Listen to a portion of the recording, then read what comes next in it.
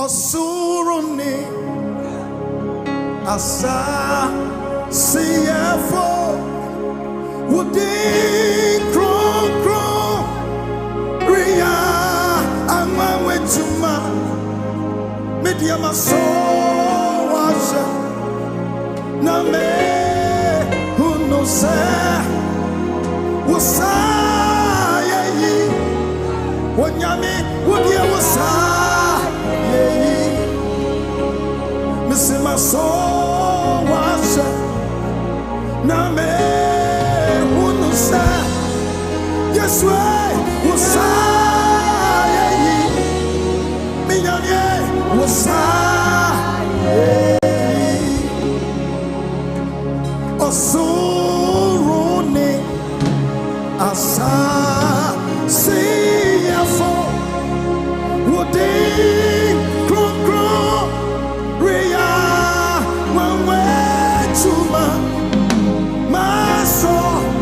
so what's now me who knows say when you was when I'm was what you was Minyami was yo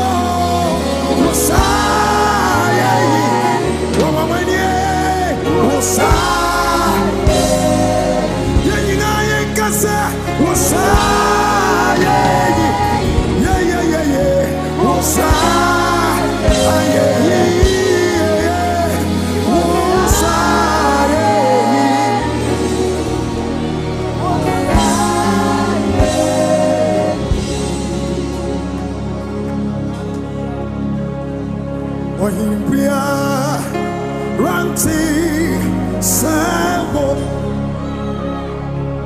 Want to say, me Yesu Christo,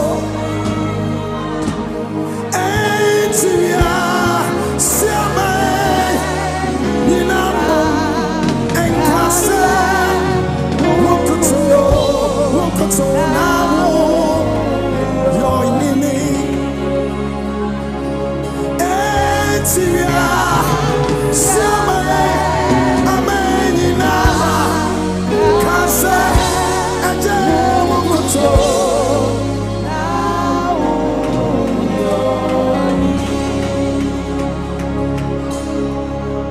Adia waya mahana, adia waya Jacob, adia waya amasera minyamie, afeina ebrumiso, adia waya mahana, adia waya Jacob, adia waya masera. So eradie metawase eradie mi wayo eradie mi kamfu hallelujah wahini kase metawase wakwanti from where mi waya wakwanti from where mi tutuwo I'm away, me that was sick. We'll be on my way, me you are yo. Oh my yeah, it's on to war. Hallelujah. Dear waya mahana, and in your waya Jacob. Nyawaya mabio. So adia waya amamini enyum nyina eni ni waya dia mama busia ni waya mama soyo afedie edu me so eradie me tawase o mama wanye mi waya wayi kase me tutuwo yenyina kase ale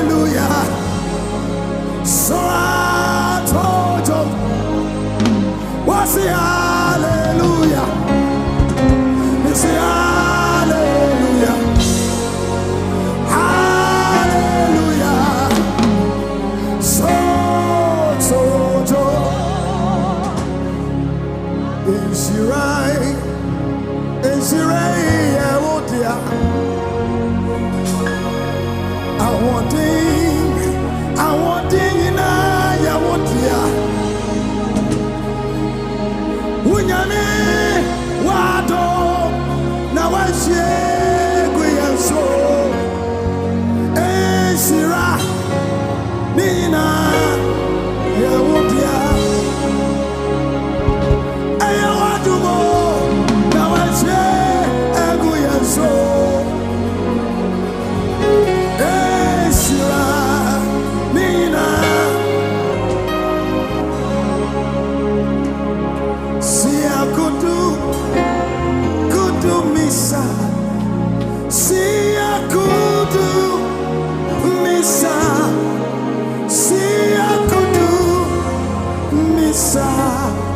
Ingozi yama Ingozi Siya kudu misa Siya kudu misa Siya kudu misa Ingozi yama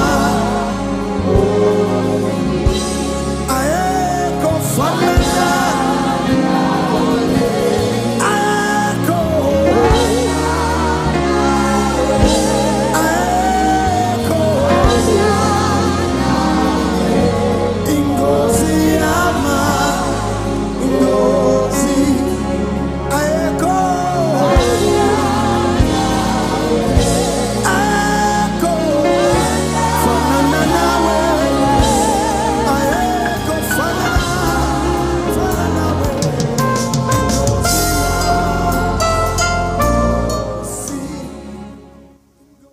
Hallelujah, hallelujah, hallelujah. Adolfo enenso yedo Nyankopon ase.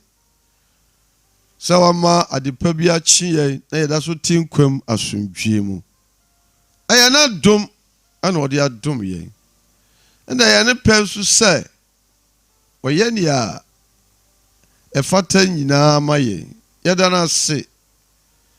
Ana no pai me no wonsem pa bi a yebesusu ho na yede atwen akumamu yede aboyen bra isanse daba bia ni emu nsam na ehianso se onipa yebetu ye hofo na yenya abrabopa ede ananti ewiase mu sanse wiase yo haw amane ane abebresenko a isanti no hia afutuo Uhia onyame asem enkwa wom abema okra enya nkwa anopa wutie mi free Hytvgh TV and Yorke FM kasafidie so Onyankopon hiraw so oya na dom na woni Samuel osofo Samuel sakode ahia na yebeche Onyankopon asem anopa mi kasafa destiny shabre eho onipa bia ni wiase a shabre ewo oyoku nipa nsem shabre eye ade a ewo onyame ensem ni santi na esese uhu Nyankopon na one no eye baako na wakyerɛ kwa pa ofefa so ama asiwie enipa bebre wo wiase ha anam onyame a omunim no na omu akasa de o mabra boye o mu penti no enyema asesa na omu ni anidaso ewa abrabo mu isanse onyame no a okura onipa bia hyebre no sa opo no na wamfa onyame a ema wabrabo ese yewo wiase a esum aduru no ewiase a ahonhom ne atumi bi ewo wiase a oni nipa eprepre na mmom no sai na utu anamo ewo wiase abrabo emu shabre eni onipa nsem shabre ewo Onyankopon ensem ni santi na mitufu sefa homa awurade na onkyerɛw wabrabo mu akwan na wawie yenso asiwie Ewiase a yɛwɔ mu yi onipa biara wo pɛ sɛ wotu anamɔ biara wo pɛ na woyɛ ne a wohwe biara nanso so no ɛsɛ sɛ usuro Onyankopɔn na ɔkyerɛw nyansa kwan na aboaw ama wadi nkonim.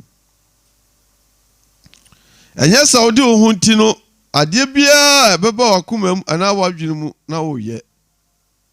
Kwan biara ɛmfa onipa nkwa awieyɛ pa na wonam so. Suban biara ɛnsɛm fata ɛno na ɔbɔ no ɛmmoa wo. Mikasa fa hyɛbrɛ ho. Ne saa nti yɛbɛkɔ Bible mu Onyame asɛm mu. Onua bi a yɛfrɛ no Joseph. Sɛ woka Genesis chapter 37 from 20 to 27 hɔ a ɛnam bere nti yɛntumi kenkan na meka mebɔ ntɔfa na makyerɛw nea Joseph kɔɔ mu. Joseph no yɛ Jacob ba barima na akwalaa wei na ne suadeɛ hunu na da yɛ so nti no ɔbɛyɛ ɔtamfoɔ kɛseɛ ɛwɔ n'abusuam. Na edu bere bi mpo no ne nua no hwehwɛ sɛ nka ɔmbɛku no ɛsiane sɛ ne da yɛ so a ɔka ɛne nea ɛbɛsie wɔ n'abrabom daakye nti no onya ɔtamfoɔ. Saa na onua wo nso ebia w'abrabɔ teɛ.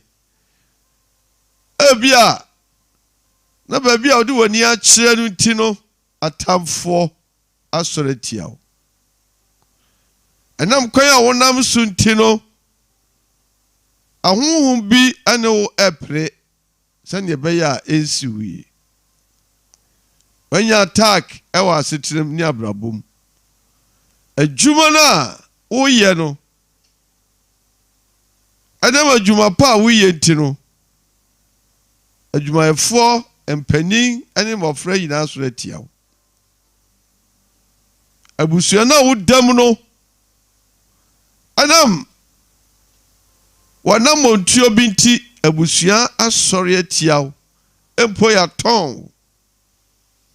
Ɛyɛ nokorɛ sɛ yɛtɔn Joseph ɛma no kɔɔ Potiphar efie Ishmael asefoɔ no.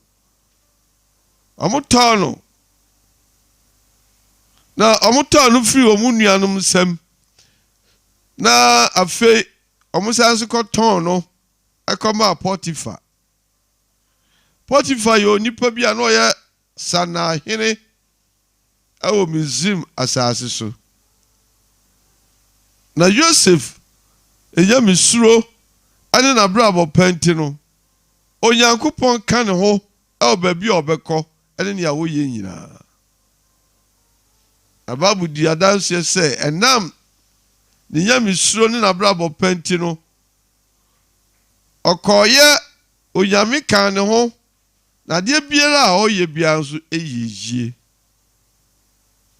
Onua ebia na nso yɛatɔn wo. Abusua na wodam no yɛyi wo afiri mu. Honhom deɛ yɛatɔn wo. Ɛna baabi a wonenam biara no wɔn ani di w'akyi sɛnea ɛbɛyɛ a w'abrabɔ bɛsɛe.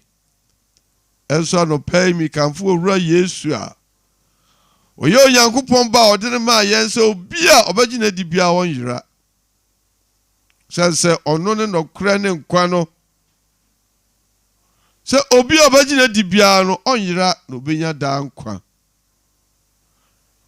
Sɛ owura Yesu wɔ hɔ na ɔma nkwa deɛ a na fa ho to ne so.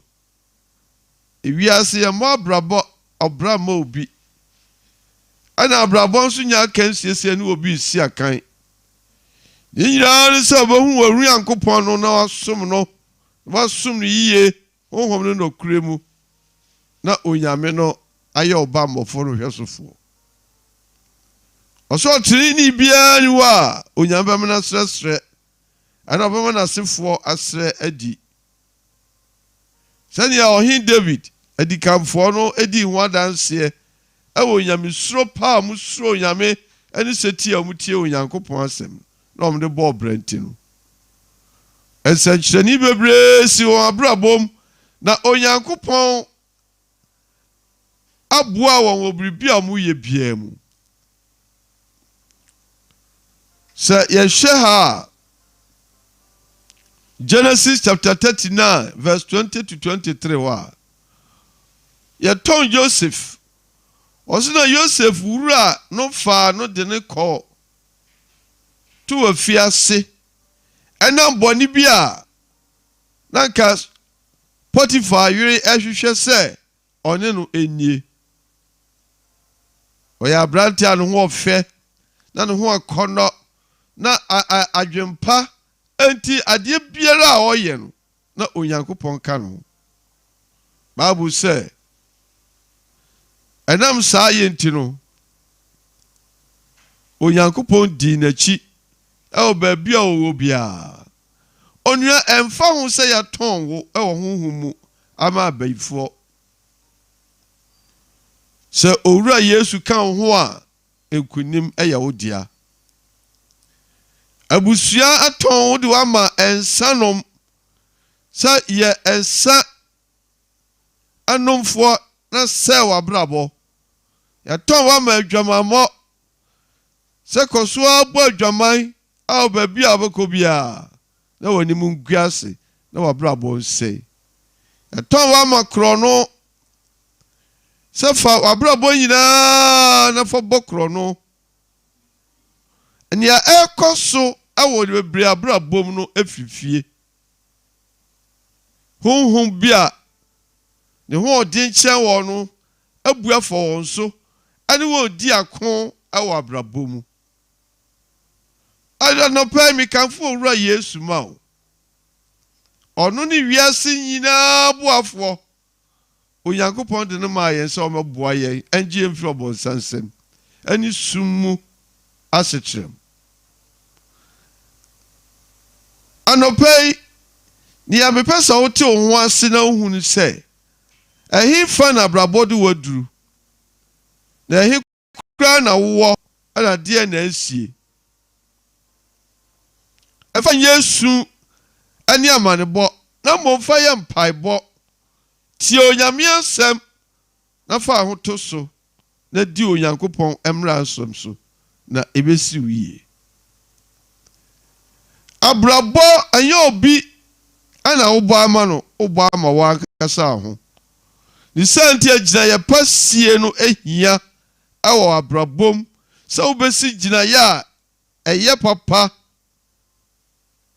na ɛde wo akɔ awie yɛ pa mu ɛsiane sɛ kwan biara a onipa afa so biara no oduru na wie yɛ sɛ wosi gyina yɛ pa na fa kwampa so a ɛde wo kɔ awie yɛ pa mu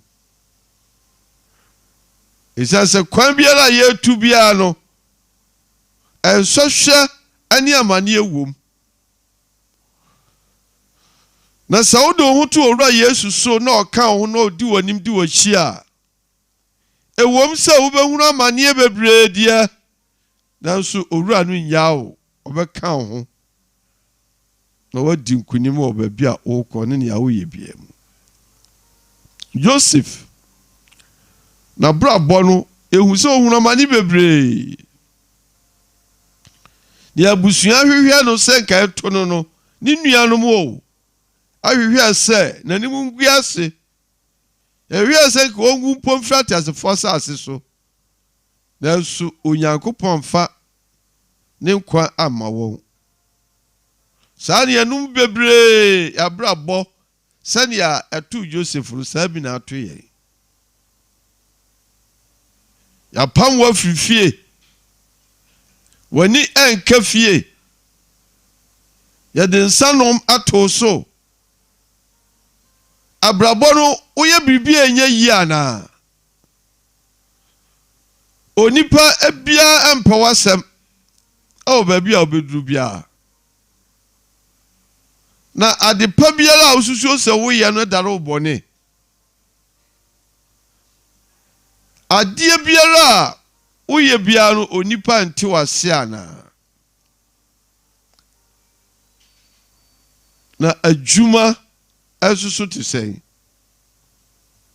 ukɔ adwuma bia mu a na atamfo edi wachi onipa keka ho nsɛm onipa hwehwɛ sɛ oni begu ase na bɛhwe ase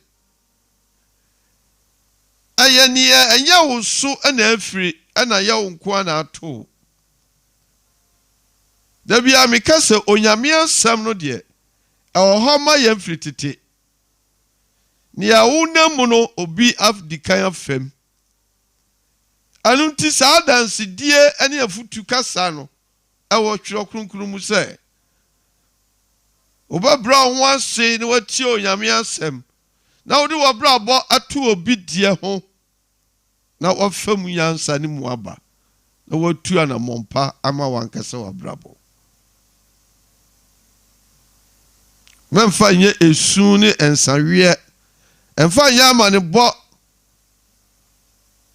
ankasa wo deɛ obi bia ni wa ɔdɔw so ewiase nyinaa yiwa ma owura Yesu deɛ ɔdɔw waso wa ma trenefo na mo ba ma abɔnefo ewom sɛ nimdia na wonim ti no fa kwambɔne bebree so ewom sɛ ntiase a na wonya yɛnti no otua na mo bebree nanso ɛnɛ me kyerɛw sɛ abrabɔ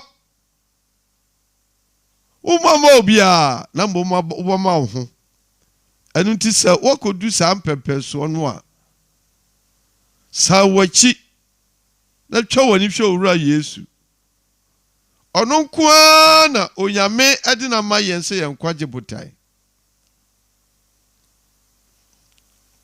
ɔsɛ sɛ wasoa wo ne soa na wo kɔn mu bu a fa bra no nkyɛn ɔbɛsoa no ama wahome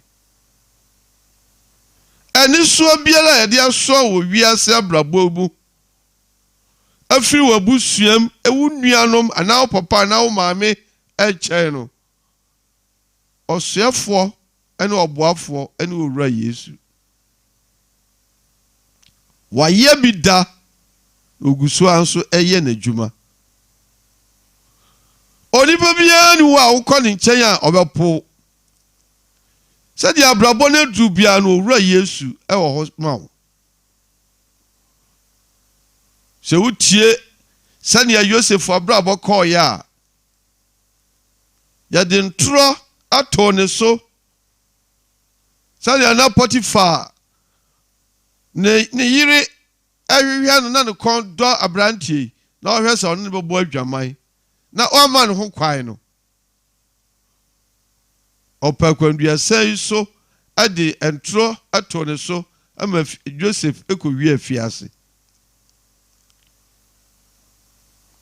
so ɔka verse 20 hɔ a Genesis 39 verse 20 ɔsɛ na Joseph wura no fa no ade ne kɔtoo afiase dia ɔhene adadua foɔ eguo no na ɔda afiase hɔ 21 ɔsɛ na Awurade di Joseph wachi na ɔdom no na ɔma no nimdie ani anuonyam wɔ afiase hwɛso ni no anim nipa no a na ɔhwɛ afiase no na ɔhwɛ wɔn so no Joseph Onyankopɔn de ne ho animonyam ahyɛ ni mu ɛno nti onya Joseph ho ɔdɔ sɛ ɔbɛdɔ no ɛne sɛ nti no nam ɔdɔ no nti no ɔde adaduadefoɔ no nyinaa hyɛ Joseph nsa biribiara ni wa na ɔno yɛ na Joseph na yɛ biribiara ɔhwɛ wɔn so na afiase ahene no ani no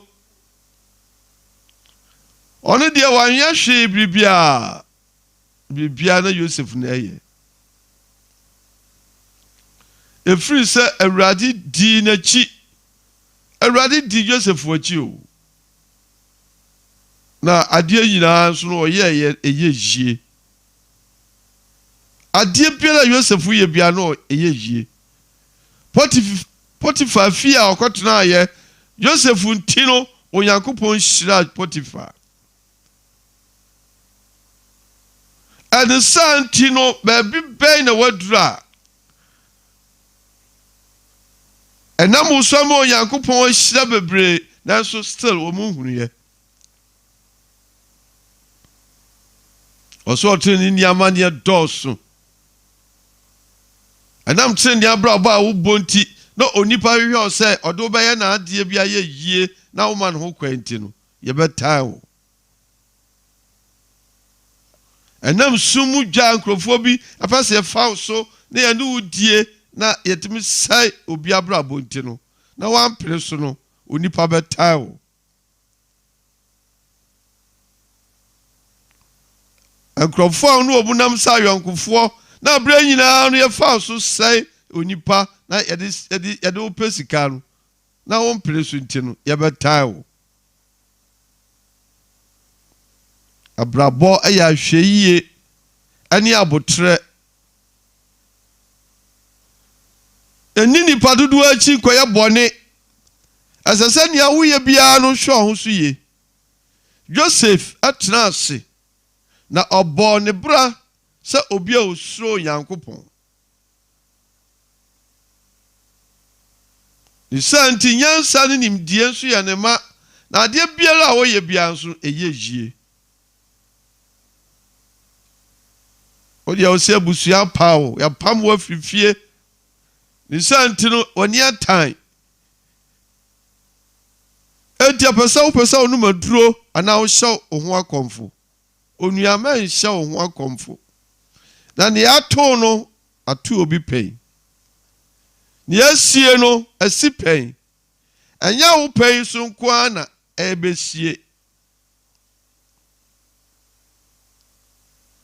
obi adi kan afasa kwankro no anso na ode ne ho to ne Nyankopɔn so na onyame ema ne siniye ye ka enome semagu so a se ya boduam pa na se wo do ho to Yesu Kristo so a obedare udi abono onome no ehira o sa tumi no a wodi kan ya ma ebinom wonso obremuni ya be ye hia ne se obeba ne nchen na do ho ato no so na obeye setiyo asebi obeka bia no ubedi so eno na Yesu hia firi nchen abrabomu nsem edosu bebre tibia bi adi nipa bebre akɔwie afiase kwan bi suntino wabrabo akɔdi baabi a woni anidasoɔ na nia ususu se beto aye owuo enka achi anidasoɔ homa wo esanse nia wafi wiase na wawuo no ana eni anidasoɔ bi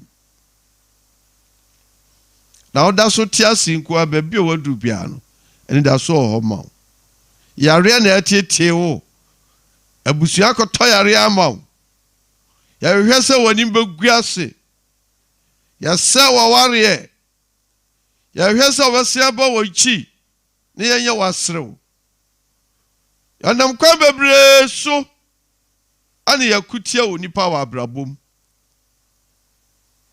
anam bebre so ane yetutia wo ewa asetrem wodi osusu sɛ nka yo unua enti obeto ase na ka waboa wo ne yawuyim odukra na asore tiaw ono na aton wo ama watamfo sɛ yensaw ne ngu animase abrabo ya yeboi efe ho ntu onipa so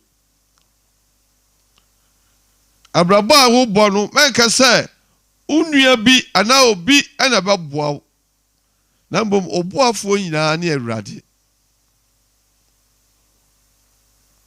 Onyankopɔn nim ne wo wiase ana ne ekoso nti no ɛno nti ɔmfa de dɔba koro no ankame yɛn na ɔde no kyɛɛ wiase na Yesu so pere so mbɛyɛ afɔrebɔdeɛ kɛse a ɔde ne ho bɔ maa yɛn sɛnea ɛbɛyɛ a yɛbɛnya nkwa na yɛnya no mmorosoɔ nti no mekamfo owura yi ɛma wo yɛno binom na nkadidasoɔ ni abrabɔ mu o na baabi yɛ yɛduru ne yɛasɛe awie koraa na yɛni obi biara a yɛka asɛm akyerɛ no yɛni obiara yɛpam wo ayi wo afifie ɛde wakɔtena baabi na nea yɛka nso sɛ obi a ɔbɛhu biara no wɔntan wo na wɔnsɛe w'abrabɔ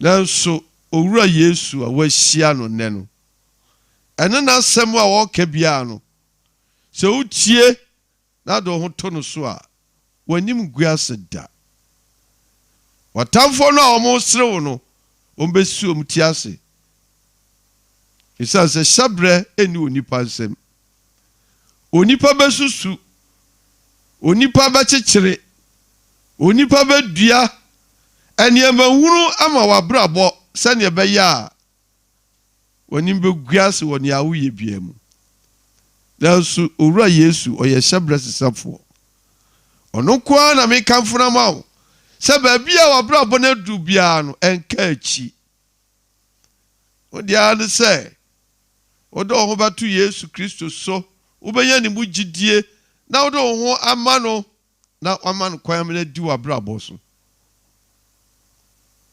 wode nidasoɔ wɔ abrabɔ no mu a fa Yesu yɛ wɔ nidasoɔ sɛ wonni nkɔmmɔdifoɔ a ka w'asɛm kyerɛ no sɛ wonni ɔkwankyerɛfoɔ a ma Yesu ɛnkyerɛ wo kwan sɛ wonni ofutufoɔ a ofutufoɔ a ne Awurade Yesu Kristo ɔno deɛ ɔnsɛm sɛdeɛ wotie biara no woba ne nkyɛn a ɔbɛgye wo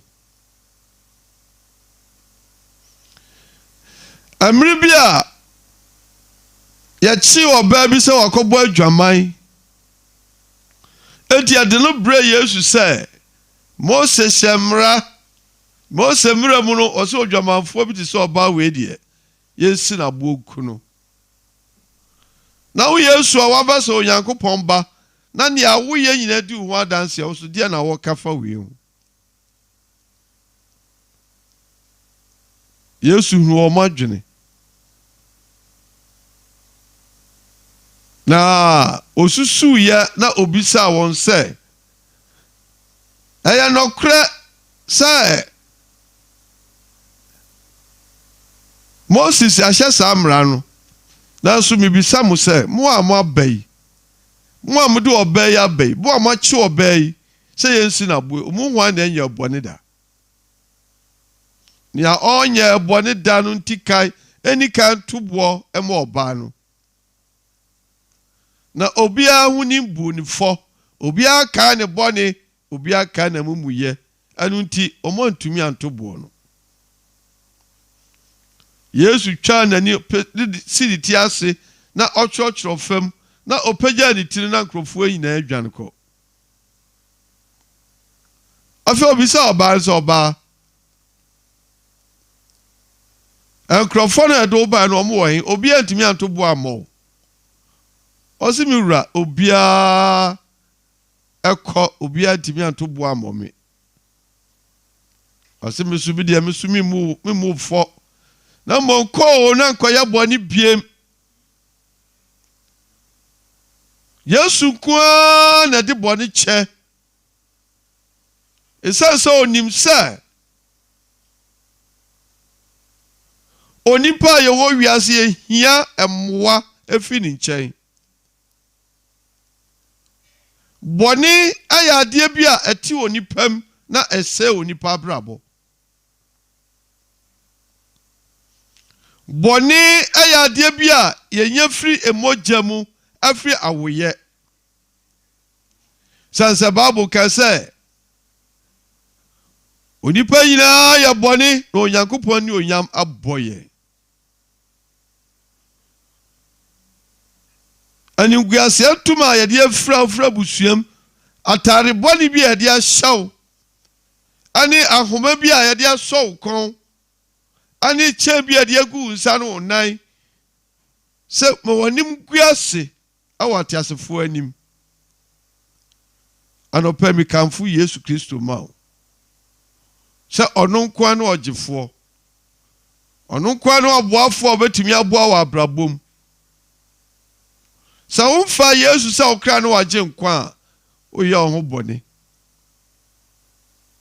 mesrɛ anɔpɛ mi kamfo no ma wo ɛsiane sɛ yɛno binom bebree yɛasɔ ahwɛ na yɛhu sɛ ne yɛteɛ ɛsiane nti sɛ yɛtuufo a na watie na ɛno ara ne kwan no yɛkyerɛ nɔkora no a ɛkwan no a na wafa so na ɛno na ɛde wobɛkɔ nkonimdie mu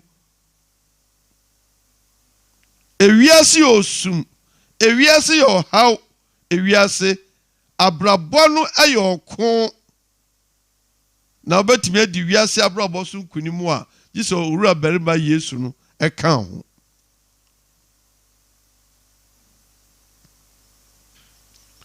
sɛ Yesu ɛnka wo ho a abrabɔ a wobɔ biara no ɛnsi wo yie ebisa me deɛ meni bere sɛ makɔtena asɔredan mu anaasɛ mɛkɔ asɔre na mɛkɔ akɔtie Nyame asɛm na mato collection ama ɔsɔfoɔ bi adi ɛno deɛ sɛ nka woyi saa adwene firi wo tirim ana ɔhwehwɛ Yesu akyi kwan ana wotie no na wodi n'akyi a ɛnka w'abrabɔ no asi wo yie wankasa a wode wo wedeɛ ne w'adwene no nimdeɛ ɛpere ɛhe na waduru ana deɛ na ɛkɔ so wonni ahotɔ wonni anigyeɛ na nea wobɛduru biara no ɛnsi wo yie kyerɛ sɛ ɛkwan no a ɛyɛ nkwagyeɛ kwan no wapo bebree su sɛ ɔkɔ asɔre a ɛna obenya ɔgyeɛ ɛnyɛ asɔre kɔ ɛna yɛde nya nkwagyeɛ na mo Yesu a ɔwɔ nkwa no emu gyidie ɛna yɛnya nkwa ne sɛ nti anɔpɛ mi kasa wo hyɛbrɛ no baabi abrabɔ de waduru ane ne asetena ewiase asetena ɛma wakɔ pie biara no mɛmpa aba mekamfo owura Yesu ma wo sɛ ɔno nko ara no ɔkwankyerɛfo no ɔboafoɔ ɛwɔ abrabɔ mu sɛ wode wo ho ma no a w'anim guase da Joseph ɔyɛ abramu a aketewa a onim ɔkyena asɛm na onim nea Onyame enti ɔde no baa wiase na Onyankopɔn fiase da n'adi ɛkyerɛ no ɔwɔ ne daakye na ɔno so ɛwɔ daesu na ɔka kyerɛ ne nuanom no ɔbɛyɛ wo tamfoɔ ɛma ne nuanom wɔn so saa bi wabrabɔ te sɛ Joseph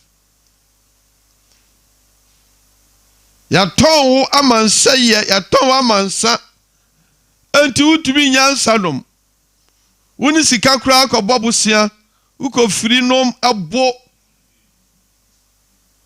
asɛ wa wo nipadua ɛne w'abrabɔ na deɛ ne nguasea ɛna brɛ wo daa abrabɔ mu ama wontumi nyɛ biribi pa biara ɛwɔ asetena mu nea onipa ahwehwɛ wo ɛne sɛ wɔbɛsɛe nea abusua ɛpɛ ɛne sɛ wɔnim bɛgu ase sɛ adwuma a woyɛ ɛnkɔ so sɛ nea woyɛ biara no ɛnyɛ yie na onua wabrabɔ ɛnni wɔ nipa nsɛm o sɛ yɛkamfo Yesu ma wo a na watie na ɛnoa ne kwampa a ɛbɛboa wo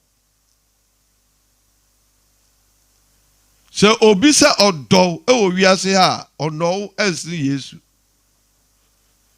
obi sɛ ɔbɛboa wɔ asetena mu a ɔbɛhyɛ wo bɔ nanso ɔntumi ni so ɛsiane sɛ ɔne ne ho Sa wo papa ana wo maami owo bi na omwowo na Awurade Yesu enkoa na oboafo obetimi aboa wo eniti fa ho ton so abraboy a yebo no wiase oboafo baako pe ene wo ho ema obia Onyankopɔn nim sɛ ɔhaw wɔ wiase ti wayi ɔboafo a ɔbɛboa yɛn si yɛn hawa no ama yɛn ɔne Yesu Kristo.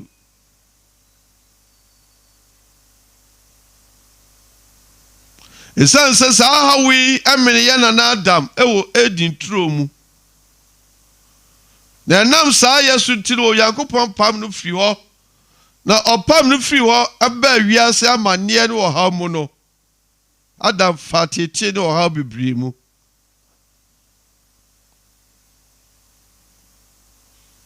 Saa bi nso ɛna wo so namu. Anɔpai mekamfo owura Yesu ma wo. Sɛ baabi a wabra akodu bia no. Ma ne nya ɔboafo na ɔno nko a ne betumi aboa wo. Baabi a wasetena aduru bia no. So Yesu mo na ono ene bema asi wiye ya no bi bebre omotunton ye efra busua mu sanfa so bia ni yenso yesai na yanemu guase yantetem pansam awoni ayeye bia mu nanso nya Onyankopɔn adwene ene onipa adwene. Oso ndi awa adwen pa a odi dwene ye ho enye bone adwene na mo owa adwen pa so obama ya wie ye pa anu nti so obedwene ho sei na sa opusa nipa ya na sei na wo kɔ no ye da bia me kase onipa bia onsu Awurade no na onim yansa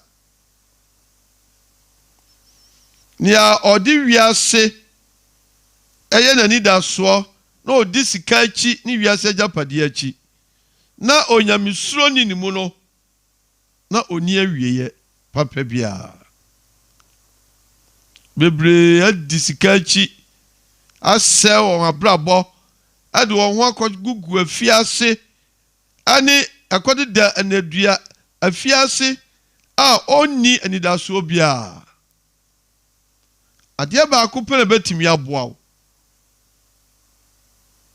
yare na so mu no oyaresafo ba ko pe oni owura Yesu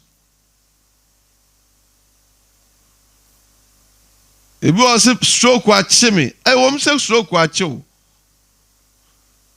na stroke achiwo bi afiri mu afi sanse ɔde ne ho to Yesu so. So ɔde ho to wankasa wa ho ɔden no unim die so dia. Ɛne anunguase ɛna bɛka wo. Ɔyaresani ba ko pɛ a ɔsayare a yare no sa mabiem ɔne Yesu Kristo. Ɔkwankyerɛfo ba ko pɛ a ɔkyerɛ wo kwan a ama wani mu nguase no wonya wieye pa no one no owura Christ. Anopai minim se afia hyase wo nsusue bebre wodi niema bebre agugu akwa mu sese aniatie bia na ebeye yi nanso yeye die eni wo nsem owo Awurade nsem.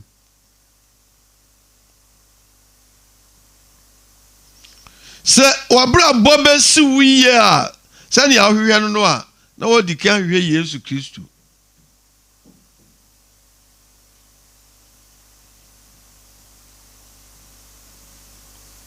Se Bible say won odo won to Awurade so no ade nyina di boa won e hwe wo yi fa ho to owura Yesu so mani nye kasa keke manfa nyanyum to keke tuanamo fria kumem ane opepem na owura no de waye crowd so obegyew no de wasi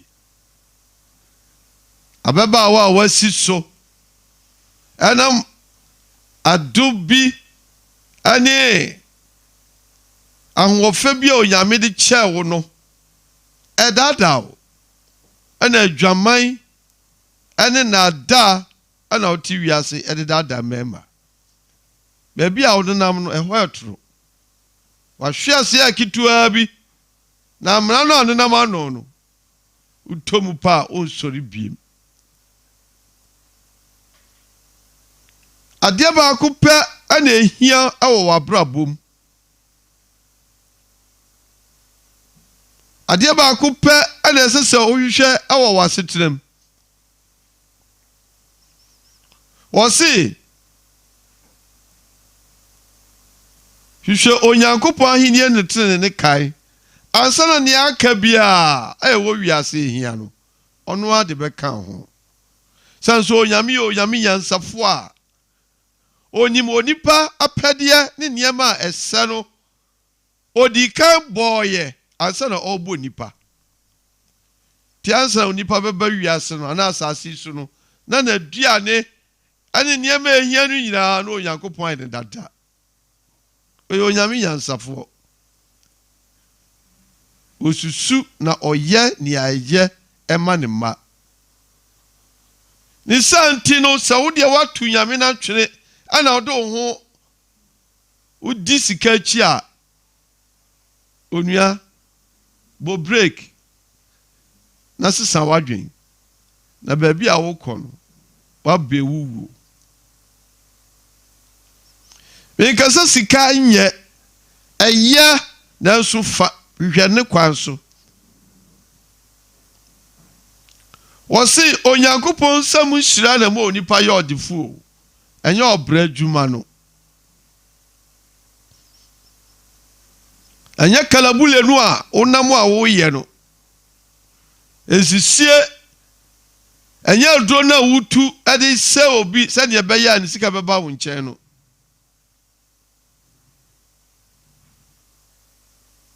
se onyame amfa mawo a wo ya ho hwaye nye yi adi papa bia onipa wona asase suru firi soro onyankopon na di adi pama nipa na obo ho ban ema no na etimi tra ne nsamuche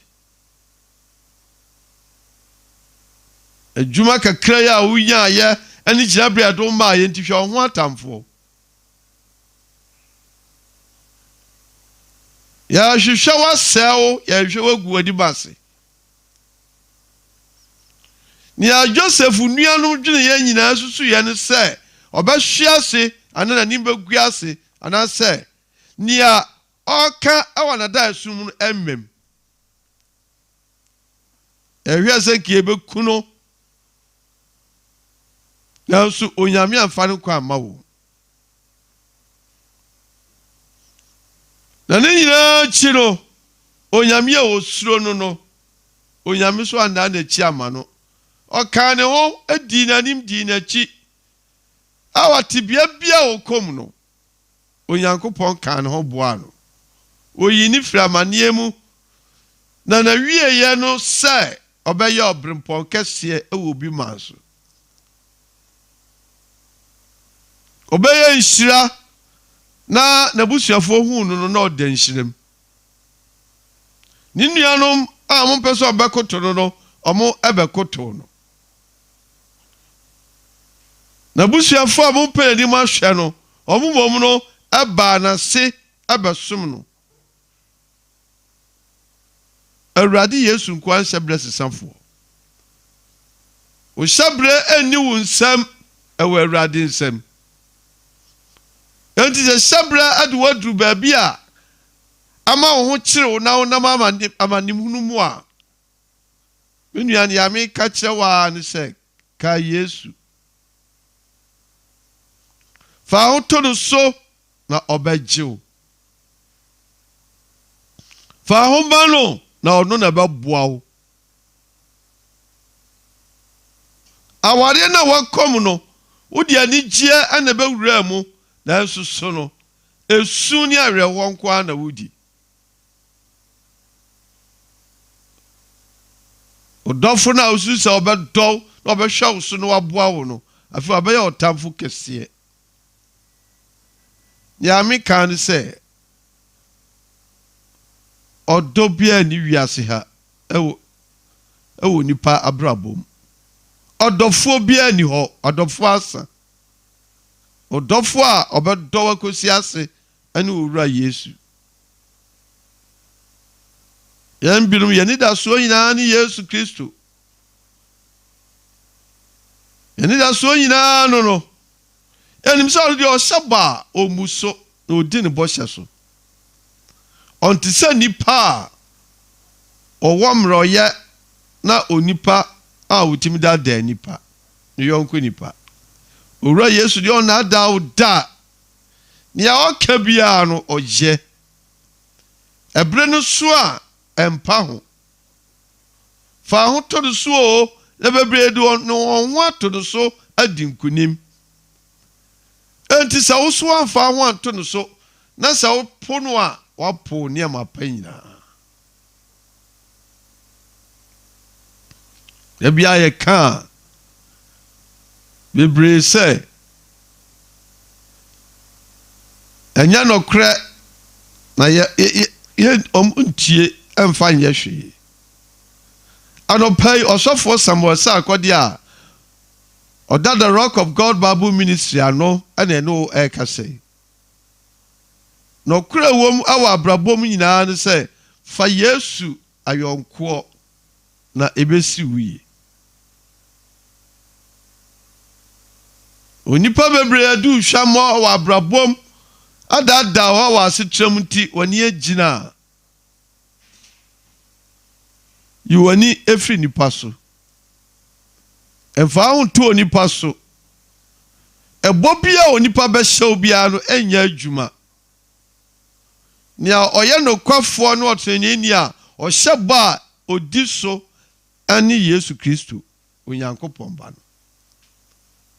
Ewiase abrabɔ yi sɛ ebesi wuyi a na ni Christ. Enti sɛ ɔyɛ abrante ana ababaawa na wobɔ bra na susu sɛ wankasa betumi aboa wo ho a na wo da wo ho. Sanse yɛ no honam ni mogya wo. Yɛ ne atumfuo bi a yɛnhu wɔn ana yɛ no wɔ mu di ako. Bebree du wɔn ho ato wɔn ho so na ansi wɔn yie. Nia wona mu bia no enka achi. Fa ho to Yesu so na ɔdo na bɛboa wo. Adesoa bi a de asoa wo bia no osuafoɔ baako pɛ ɔne owura Yesu Kristo. O dia ne sɛ obenya ne mugidie na ɔdo ho ahyɛ ne nsa a o gidie ne akomapam na watie no na wayɛ ne pɛ. Ɛbɛma nneɛma nyinaa kɔ so from ama wo. Ɔso ɔsankafo yi megye Yesu no to mu o na amane a mehunu wɔ mabrabom no mentimi ntoa so biem. Ya me kan sɛ owura Yesu ni mo haw. Wafra sɛ ɔbɛgye no wɔka ne ho ntam sɛ ɔnnya wo na ɔmpa wo ɔbɛka wo kosi wiase awie. Anu nti sɛ ɔde ho ato do so a di n'akyi ɔhaw ne deɛ bɛba. Ɔso ɔko no deɛ ɔno bɛko na montumi na ɔmuntumi wo. Wiase abrabɔ ɛyɛ ɔko na ɛhin na waduru ɛna ho ankora na ɔboafo. Sɛ wɔmfa wo werɛ ahyɛ Yesu mu na wɔmpa dwankɔbea baabi papa bi a na sɛ wode wo ho ato wiase sika ani mu agyapadeɛ so a w'anim bɛgu ase. Ɛna mpem titigu ampidu atete tɔ yɛ banku no yɛ nifa. Ɔse bibia kan wode w'ani nkoa na bɛtra sɛ hwɛ abɔnefo akatua. Sɛ saa bɔhyɛ yi wɔ hɔ ɛma atrenefo a ɔse ne ɔtɔ so so na hinta bia ntra twedi amponwina ase. onyankopɔn hinta bi ɔde ama yɛ Christ ɔno na ɔbabu Mary ɛwo no na ɔne nipa bɛtena ase na yɛhu n'ani onyam sɛ onyankopɔn ba koro a ɔdɔ no n'anim onyam nyansa no nimdi ayɛ no ma na onipa bia no wa ɔde ne ho to no so a ɔma n'anim gu ase ni sɛ ntimi kamfo saa Christ yama sɛ baabi a ɔbrabɔ waduru bia no kai no na ɔno na betumi aboa wo obia ni hɔ ɔsɔfo ntumi mmoa wo odiifo ntumi mmoa wo ɛmfa ho to onipa bia so abrabom ni ame kamfo no ma wo baako pɛ ɔne Jesus Christ the Son of the living God.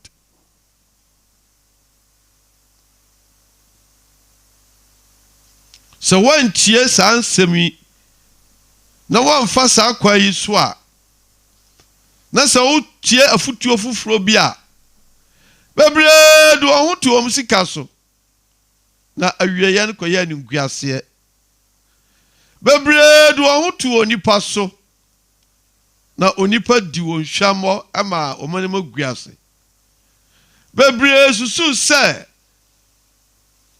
aduro atuo ɛbɛboa wɔn nanso ɛde animguaseɛ ɛne amanehunu na abrɛ wɔn owura Yesu wɔ hɔ ma wo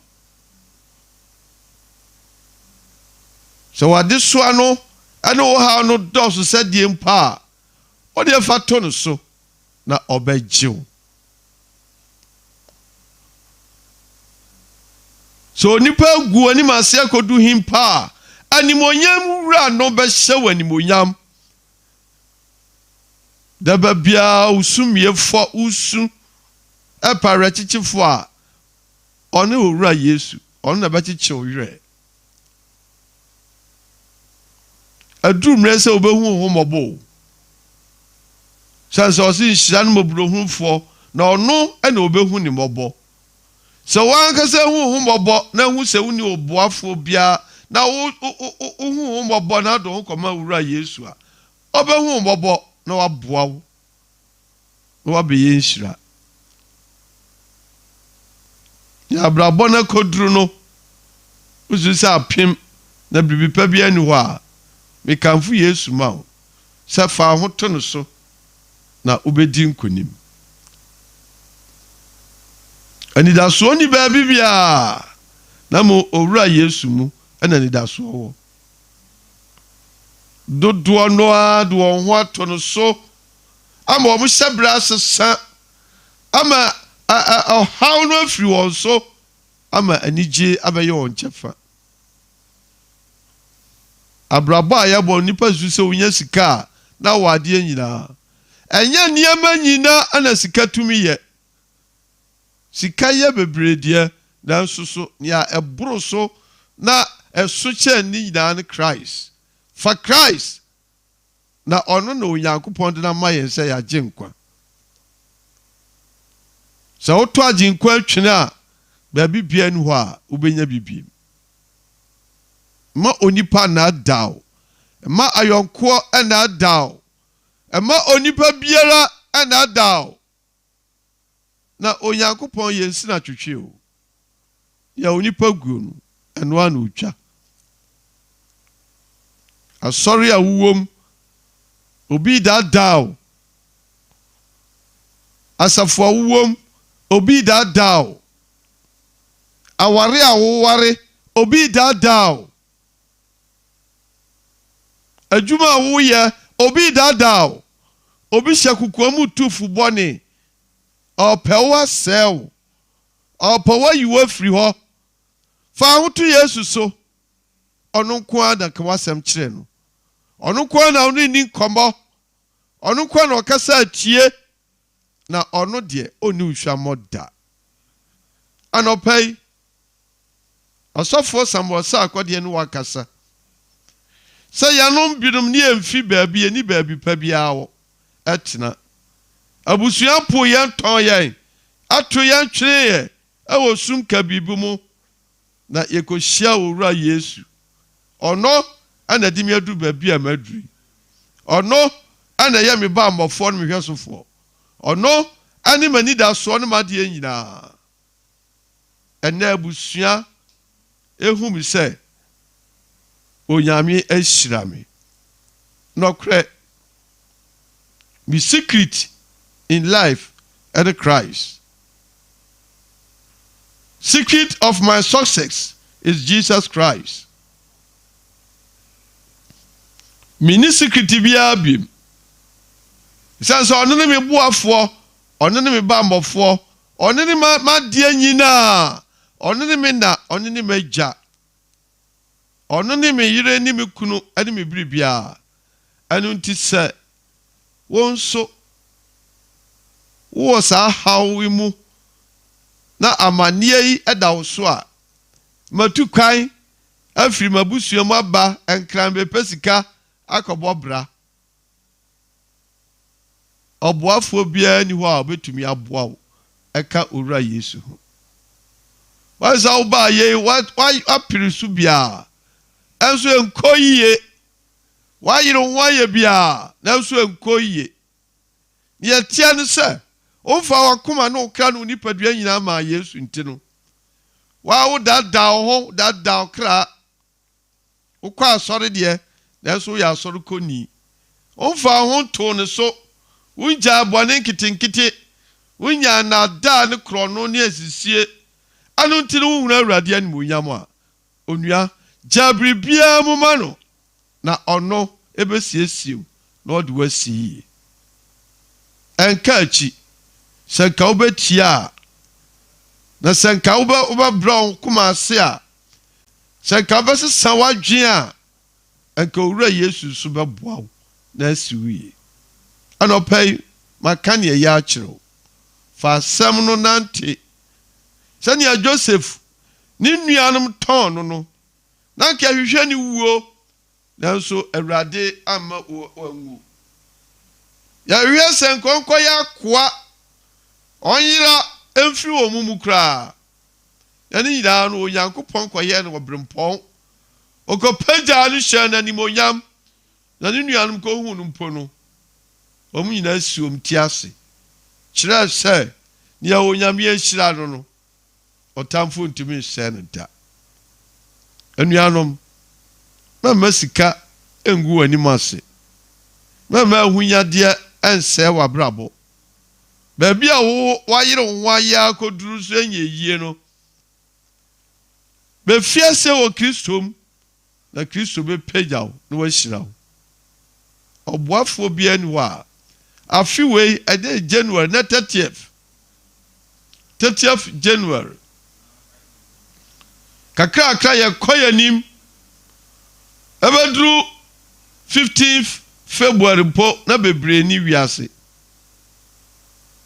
Onua sa akasimon pa Yesu bamwa ebeyeyi Oda yare paso na me no kase ya ji Yesu dio na be sori biem so wo akamri tia bi na ka ufri wiase mpa ka Yesu sani ana odini no okache Yesu se owurade ena okwo ahini mu akai me no Yesu kai no je no Sa dansie we nyina o ma ye die anunti eno na yemfa nkyekire anwere na yemfi asia entua na mompa ema ye ho na abrabo eye wara oboma wo ho omboma obia se wantia futuo ya wetimi atuma sema twene de da suso se ka wutie ye ena wo di bobra enkebesi wiye ama wabrabo asesa Onyame israel sa no pe watie mi Onyame ka ho sa no pe watie ni bia eye futuo na utia futu pa wabrabo be ye papa amaw na sa wonante Onyankopon asem so a asem no ade ubesi ne be page wa free baabi akoba bibi Onyame israel Meda wase so penchechire mu biemu a mede me number to dwa obetumi afrɛ me na me ne wadi nkomo na ma kyerɛ ne a ɛsɛ woyɛ. Asafo yi yɛ Rock of God Bible Ministry ɔsɔfo. Yɛkyi kwan wɔ New Market Road, Datus, anaasɛ Ghana Commercial Bank ɛnkyɛn hɔ a. Udu hɔ pɛ na osi fam a bisa Martin Olive Pentecost Church. Yɛne wɔ mu hyɛ wɔ. Wobɛtumi kwasia da biara nɔpa nɔnkoro ne ahyɛ somase. Yɛwɔ da biara nɔnkoro yɛyɛ mpaebɔ da, yɛbɔ mpayɛ. Yɛsua Onyame asɛm, bɔ mpayɛ ma Onyankopɔn abɛtie yɛn, ɛboa yɛn. Ɛwɔ ne ayɛyɛ biara mu. Onua, mɛmfa ho nto ahoɔden ne onimdeɛ so. Nea waduru biara no ɛnka akyi. Sare w'akyi bra Yesu nkyɛn na ɔno ɛna bɛboa wo. Onyame hyira wo sɛ watie na obetua na mɔmpa ama wo. Peace. Shalom. Bye bye. Osuruni asa siyafo wudi kro ria ama wetuma media maso washa na me huno se wasaya yi wonyame wodi wasaya yi misima so washa na me huno se yes way wasaya yi minyame wasaya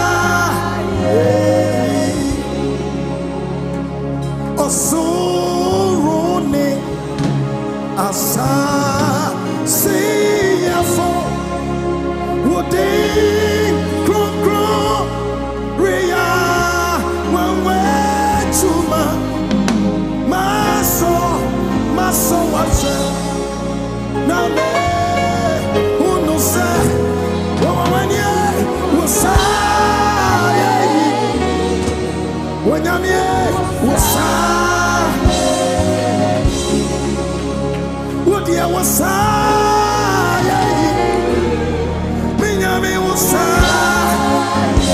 wasaya yo wasaya wawanye wasaya yenyina yenkasa wasaya wasaya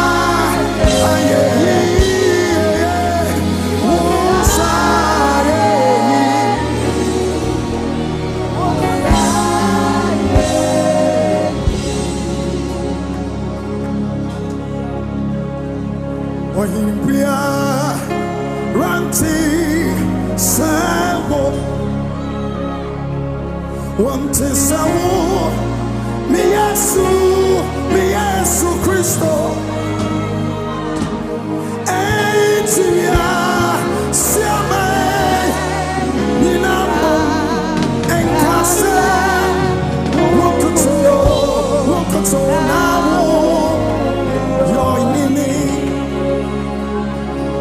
etia siame ameni nama kase eje wokoto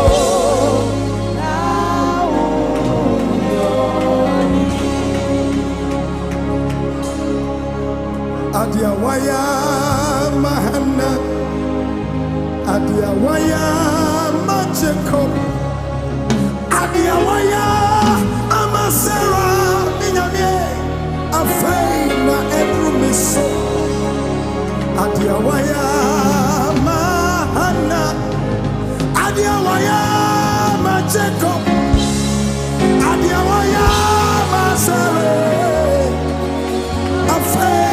na edrumiso eradie medawase eradie mi wayo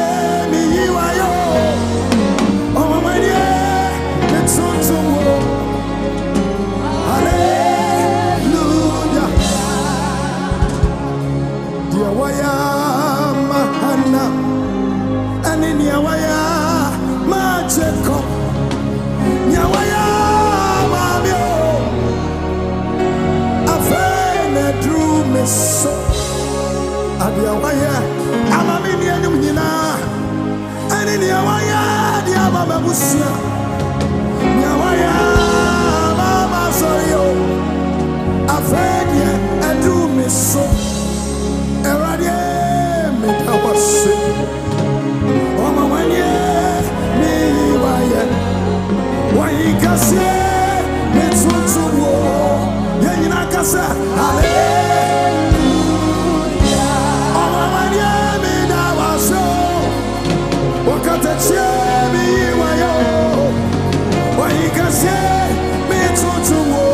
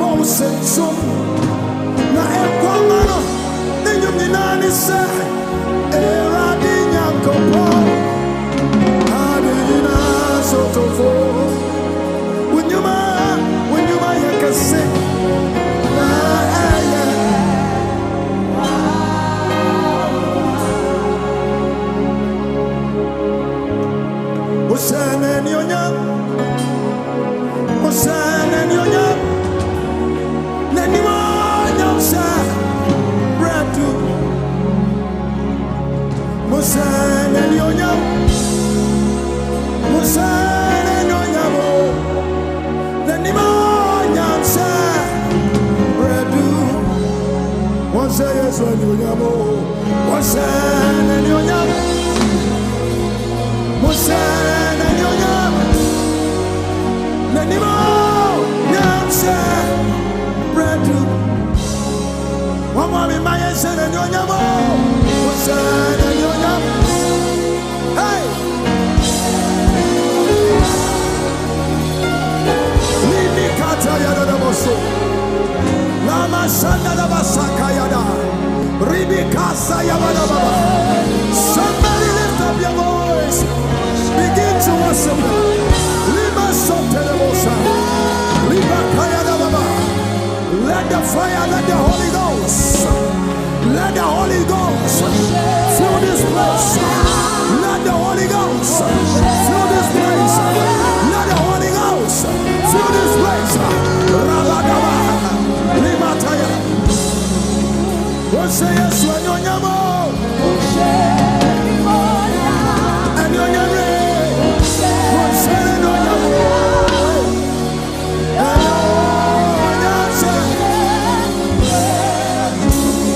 What am I saying? You're Yamo. What's that? You're Yamo. What's that? You're Yamo.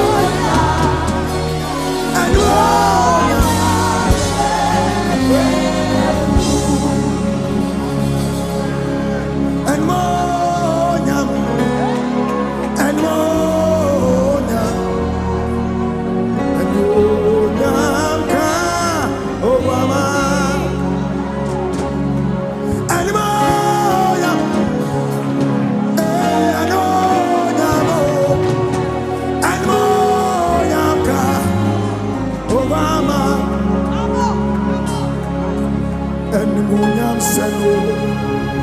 And more Yam seno. Woman say Jesus Christ. And more Yam seno. Oh, yes, samai. And to me, I'm so. Oh, hallelujah. And more Yam seno. And more Yam seno. Woman say Jesus Christ. And more Yam seno. Oh, yes, samai. And to me, I'm so. Oh, hallelujah. And more Yam. Oh, yes, samai. And to me, I'm so. Oh, hallelujah.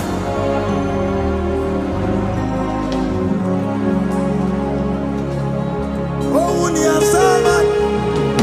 And to me, I'm so. Oh, hallelujah.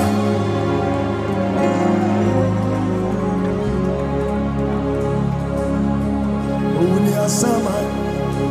And to me, I'm so. Oh, hallelujah.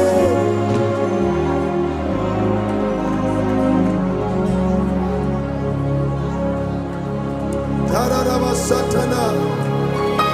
Lidi sakata. Kima sanana masayara.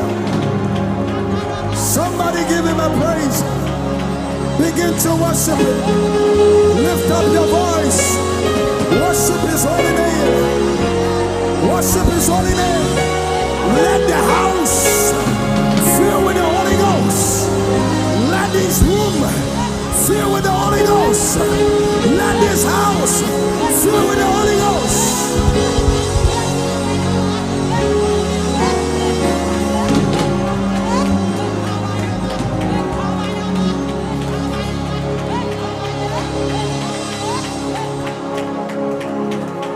There is none like you.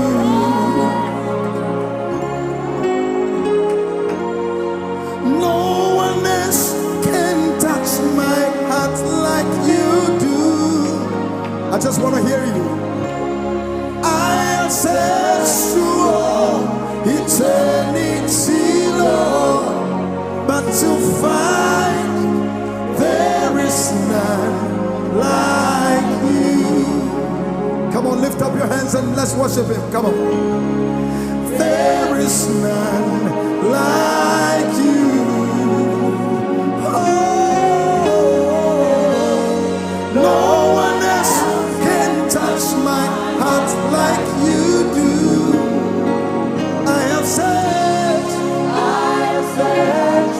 searched through eternity, Lord.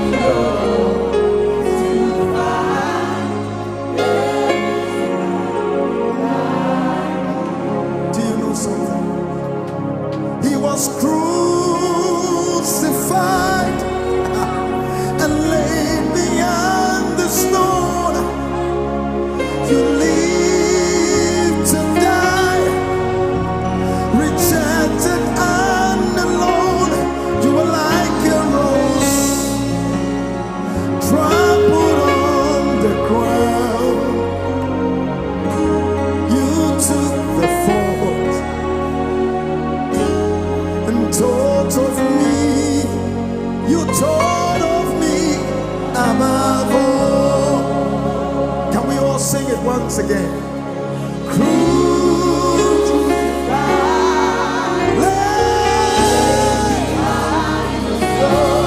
And you leave,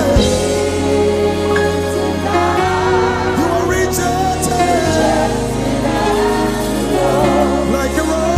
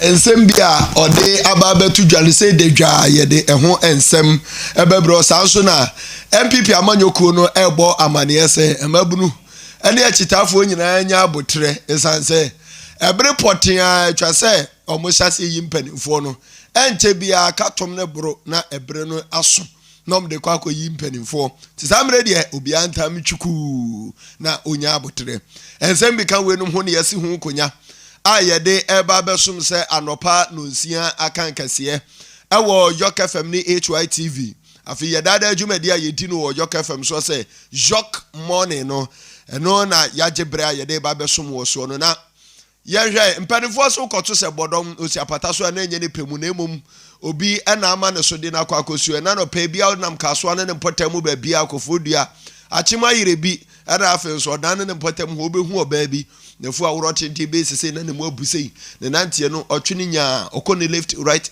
twene say press before him na cha say anadwo no wana bia pia na anadwo pa na ene anopa no nyuma koi na omo mpase ye beda na omo apia ya anopa yi ma on de aba bedina ententa kase eso me kasa kire wo yemfa aseda kase no emfa nkoma ha Yorke state nsase no amana ye fofofofofofofo afen so Adams boutique ntade no edoso so ye ajim de ade ye wedding ne ehun krono ma nyina no ewo ho ayie mepacho kona koje de na bibia abekọ yie fine pa ede amamo afen so epa ho a Sarabov hotel na Adams boutique ne Yorke state no omo number ni obetimi afre 0243 708 485 0243 708 485 omo no yaso yaso na afen so enye omo nko a Sarabov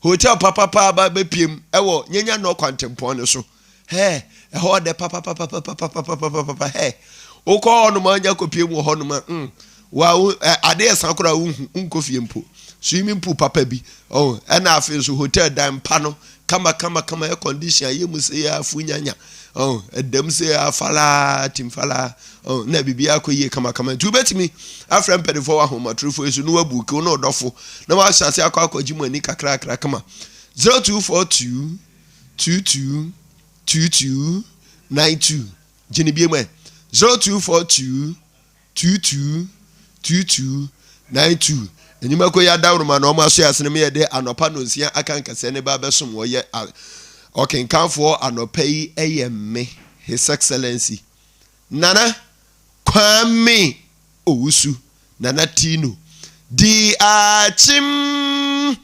president yetwe ho tew ye ba ensem ne nkire mu ye ba besom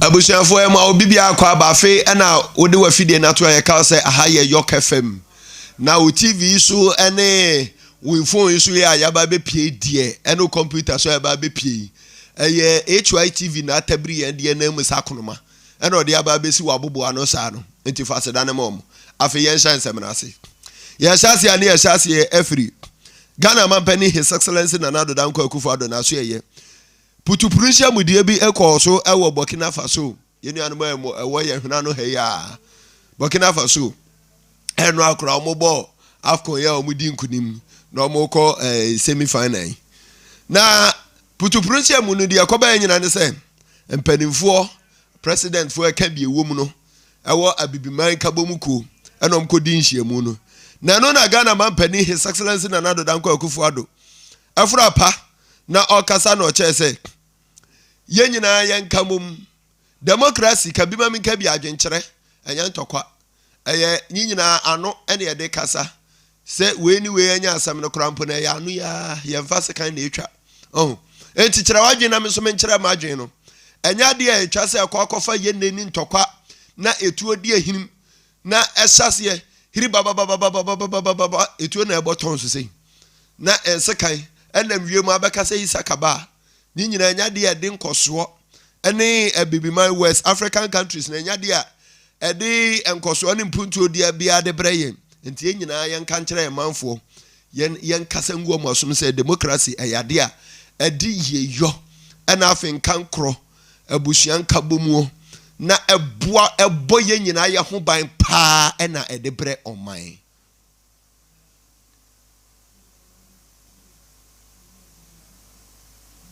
The resurgence of coup d'etats in our region is in direct violation of our democratic tenets and represents a threat to peace, security, and stability in West Africa. This situation hinders the much-needed economic and social development of the region. I've convened this meeting with the hope to address the urgent situation in Burkina Faso and find solutions that will restore constitutional order to Burkina Faso and stabilize the region at large. Abusiafo Ghana mampani His Excellency Nana Danko Akufo-Addo nene ene nimfoni ne yekohwe yi na yanto aso na yenkopie mu so afo abedi akira ono na hwe yenkua ensem so onimonyamfo Yawfrempong Addo na ekasai osi afia ye ba besi for the next 5 years mfie num eda ye nimu eyade a atea cashew ye ba beti anase musika pa ye ba be firi aba no 20 billion US dollars. Eyepa. Na ye hwe se de soafo e kan nsem e de kire ensanchurofo obra ye ni nya nkita hudie no. Bakashi de me hu se mabunu e wo mu pa. The future is cashew. Na se cashew se kokoti mi maye $2.5 billion a year. Me de minim se cashew. Esa authority ayati ninti. Minister Cashew bet me Ghana more than that.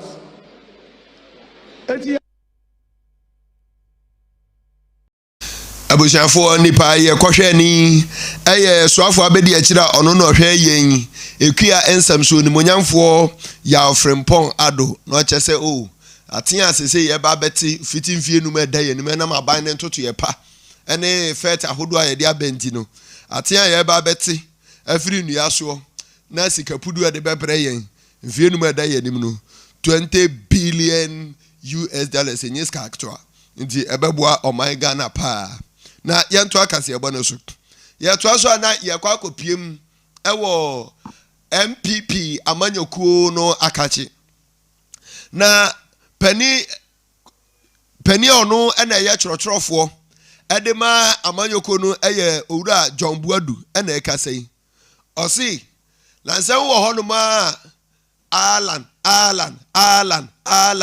na ba breaking the 8 with Alan na we mu so sorry breaking the 8 with Baumia na de momomeni ade na etwe saa ene agye ne home na wo maimu na o chese MPP amanyoko no mo won hyehye enti omanfo nyina enyai ento bobia mpanimfo emu bo munyai munkasa nkyere mo chitafo omsi ehu se mo na mudi anim na mo ahyase ebo nto ade mpanimfo ewon hyehye o mudi agu akwam nyame adoma kitansabu sumi mu ne da etosu dunan de kopem dunsia so no ena omo beye conference kase pa na omo de ayi omo mpanimfo ene akandifo a wona ebetu franka ede ama amanyoku no enti abusiafo obia nsa ne nso emwa sane ebeya watimi wakame a ahyase ema ne home ne so ewo amanyoku nim no nyinyina beba fom te sade a sade afimpim mienu ene aduonu enan Ghana yebekọ abato so akoto aba no sade anhwe a NDC fo betabiri akonya ne de afiro mu nsam no mo rebekọ enti obi anka na akomanto yam empage enka bibia mfa etu ongu fom nkrante nyina ankofom yemfa nhye bohamu no mo ntwem panimfo kopem so mbe yom tutu ye nyina wie na July 14th and 16th ede kopem 16th no ombe hyase akoto aba no mo ayi mpanimfo ebeda monyoko na no ebedi animu mfie na ye ebeda omo animu no ombedi animu na omo ayi Frank Atuni de Ghana mampani His Excellency Nana Danko Akufo-Addo de na mamu kwa wie ya ono na ebeba besom na watu aso no na omo atimi abreak the 8 no omo ntwan se omo betimi akoyi na se omo antwan na so omo hyase eto emfuturo gu mu de ane omo ani so ade hu no omo nsanka yenti John Buadu ne say biara ni ho kwan say obe start aye campaign CCA na the year kano government appointees, ministers, members of governing boards, chief executive officers, governing institutions, members of parliament, MMDC, aspirants or potential candidates and their supporters no omuni ho kwan exact code of conduct e share almost say mo bia and start a campaign abra party no MBA kwan say yeah start a campaign me gidi say we code of conduct no nsumo a ye wo procedure say obi ebu emra no so a ye de fa so na party no etumi any nipakro no edi de me hu ne say we code of conduct for the presidential no your national complaints committee e wo into people mra no so a enye press conference na wasa ukoye press conference a enkosi hwe de abusiafo chọchọfo pani edema NPP amanyokuo no owura John Buadu na yakọhwe yi a ode ne nsem etudwa ewo bra omo friends nchorofo nhyiamu yomongura apomudin ensemu na ukopiem ewo akpaso kabo adehye wo ho kire se ayasa bia nketenkete ya yeteasa anomanum yi omo de ewo ho ne sha dododo ewo fam kra se de nipa ewo ho asase edoso awo ye ba ene ayaresa bi ayaresa ene ayarehwe ahodo ekoso no emfa ebia ede nipa be se 20 kra ko ho no ma na ayasa bi ho ayama isanse ho no ayesa no manum we odi akonya be 2-3 BC happen na ho ayama ayefo be enum nya ba pe na ho ayama baby on betena na aya na akoye den pa nti ebe ya mpanimfo entretre omo asie mu mfamom no mommoa ema ayarehwe enti enkanso omo nyina so na emwo omo na no echi no omo san che say National Health Insurance no NHIS enye adwuma omo hokra enti we de omo sere aban wa na wo ye ma omo de omo sika koye yo ana mo ana mo bo ho dawuro edada omo na omo nyina agitum na omo de omo sika no ne omo akote agum na omo akoye na kama afi omo akoye wi o de kwa ye se we enye adwuma we yenye esansa aban kro de ye ka yenye we yenye parakura omo se yenye uti yo ya na wo ko hospital ayaresa bi a chip compound se yenhwew ye ma parakura na omo se insurance cover e omo ya papa yenhwe se de omo nso ka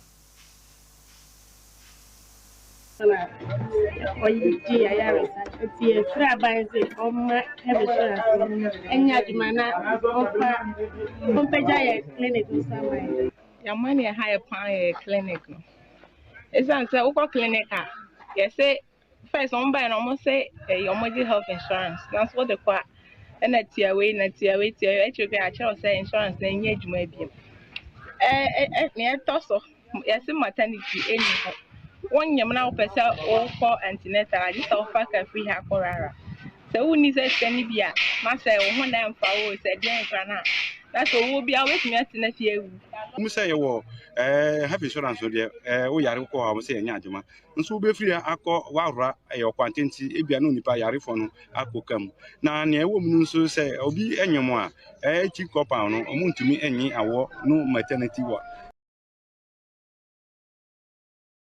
na eno echi no na ohin poporo owo akpaso kabo enso ese emperimfo se me manfo akasa wiade a ene me nso mu akakra me de beso so me ko bi ne manka bi de ene na chese wan ko bi kura nkaye ntim nso mu akakra me de beso so ntimonye munyiwe na montoma ne aban na aban nso enti bi no hunu se me bre papa nti one Yorke FM so nchirofo ensiti gum ne se na ono nso jamo kakra de kan ho there's no mumra yemwa no muntimi expand chips compound no ema intimi access the whole community obi free akposo kabo akposo club akposo kubia obitimi access ho o muntimi ma intimi access health insurance so they be obi kita health insurance kwa obitimi aba ho say eba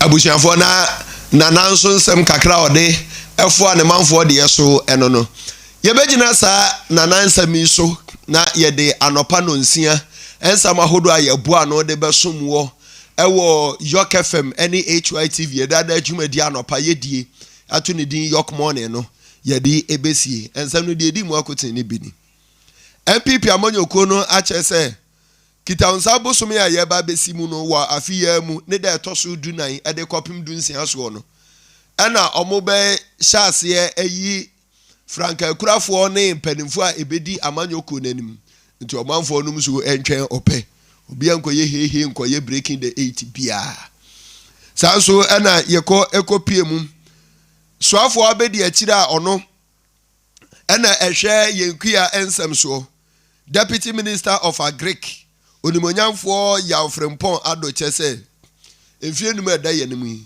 cashew atia emusika ani atia benya free mu no ebeye $20 billion nyeska atoa ebebo o man pa ensem bika wenum ho ene yede beso se anopa nonsia akan kase ewo Yorke FM ene Hytvgh so wona eso yasene me yede kase ne beso mu wo han Yorke State Adams Boutique and Asarabofo Hotel. And you make a dahoroma and you cry mummy a dear anopa nonsia ne kase ne beso mu. Yes, sorry, so is a mention the triple action. Ade agudi mu nsem ebeba beto so owia Okamafo Clement Yorke morning obesi hu nkonya onempadimfo betwetwe nkomo okenkanfo no pay me His Excellency Nana Kwame Owusu Nana Tino the team president yetwe ho aba se menhia beba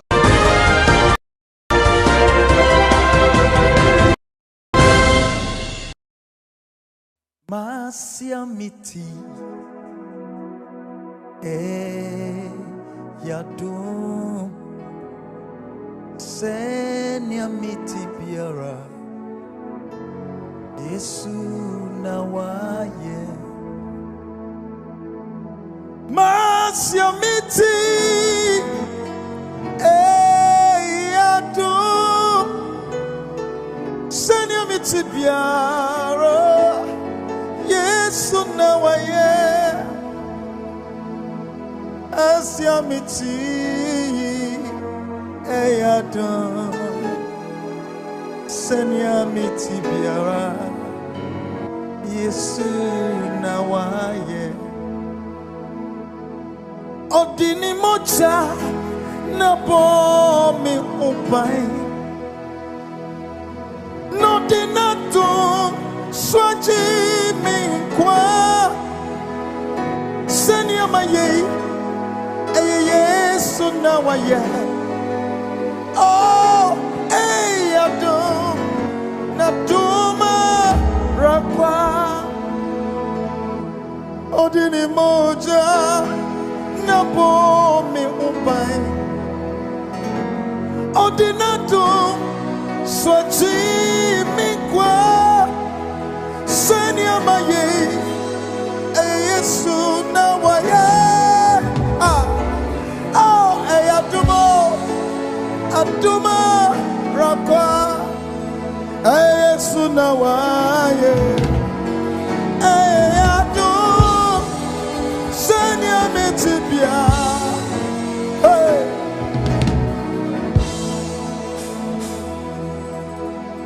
Oyo yarisafo Oyo dimafo Oyo kwatrefu Onyami piara tiseno tubi Oyo yarisafo Oyo dimafo Oyo kwatrefu Onyami piara tiseno This is Yesu nawayo Adumo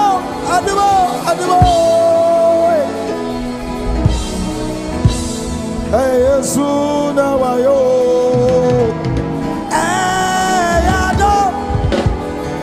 Sanya mitibyo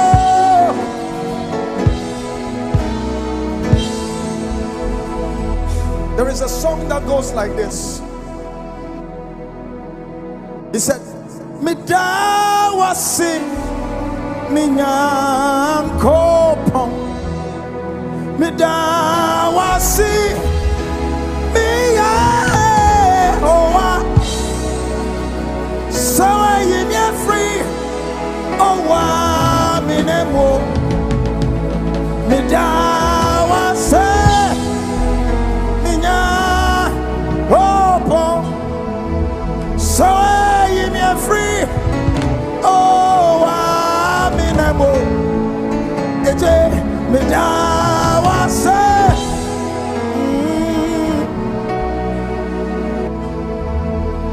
I just want to introduce a great worshiper from Ghana, straight from Ghana, to join me here for us to all lift the Lord Jesus up. Let's welcome Minister Francis Amon. Come on, somebody lift up your voice. Come on. Come on, come on, come on, come on, come on. Where you me free? Hey! Oh, hey! Me da was yeah. Me da so where you me free? Hey! Oh, I would say baby. Me da was yeah. Me da so where you me free?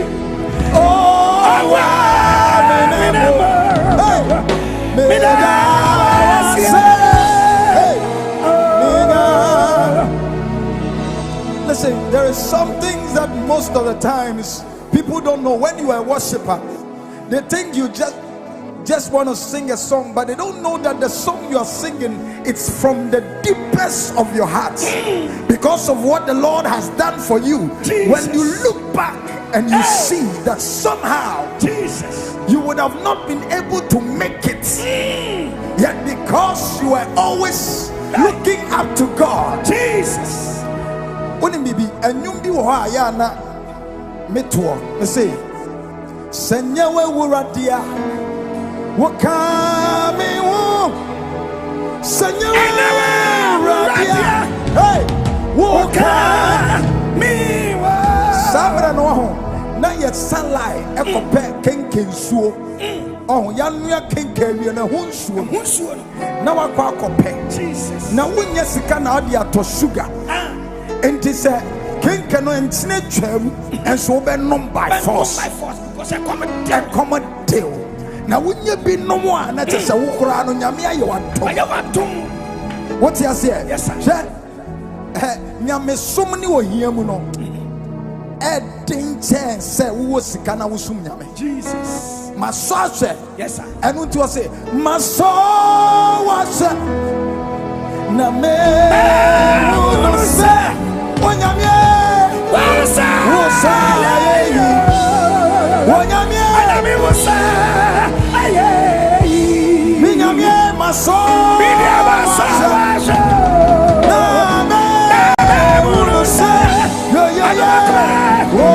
wosa ayeyi onyame ayeyi yedi ya so na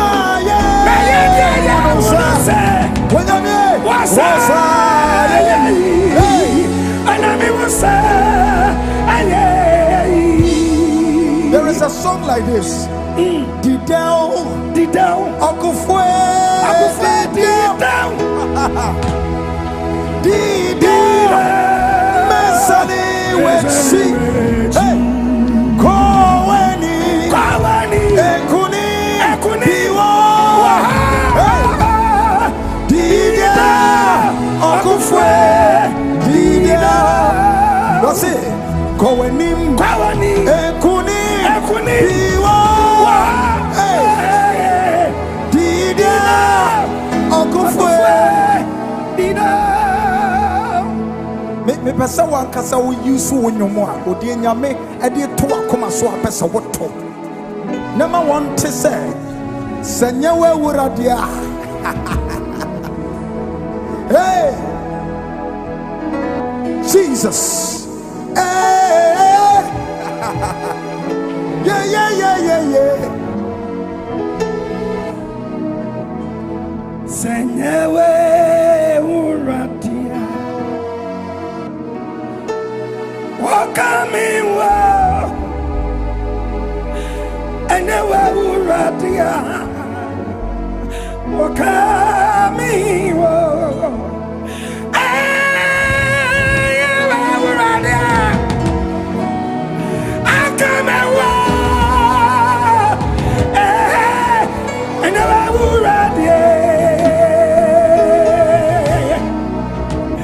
Man of God, why cry me?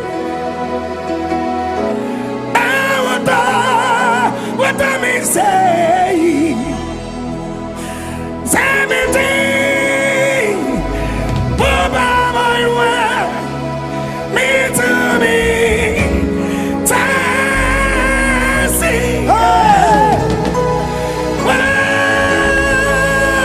when it me.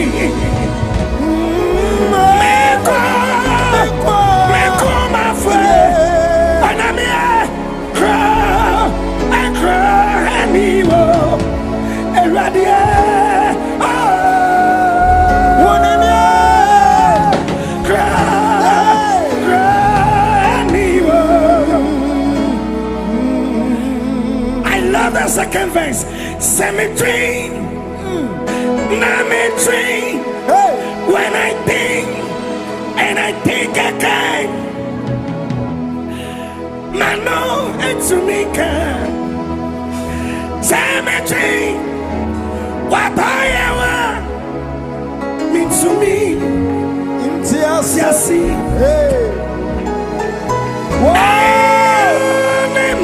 one name,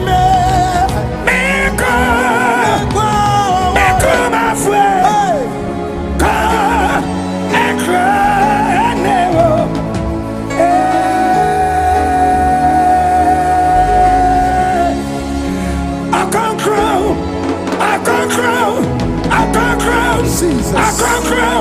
I can't crow. Baby, my wife is way. I ain't me, my was there. And no one am way, no one am way. That's it, me better would be. When they told me much to me to fly. Why, yeah, why you? Daddy, yeah, Mama was so. And I did ever say, any more now, and see me say, Mammy, now what is it? I can't hear you so. Me, my man is on cross. One in the eye, when I'm your grandma, walk on, no. Tretama Busha, Quamajatano, Anaji, Apiana Busha, Quaginano. Nia, what did Kunimo? What's that? And the night, at his and now, and then it's right, he said, or just cinema. Nature, it is or Janua Fitter. I remember, and I would have said, I Yabama was so down. Why cry? Not in Sava.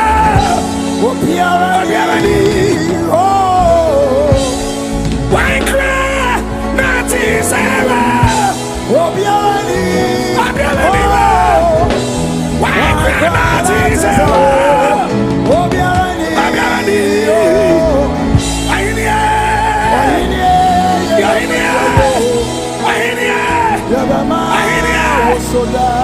Papa, why you be better than Sassis? Hey, what better you? Why you be better than Sassis? Hey, hey, hey, what is such a bad command for say? Assassin, the man in a dear. And so, I'm answer.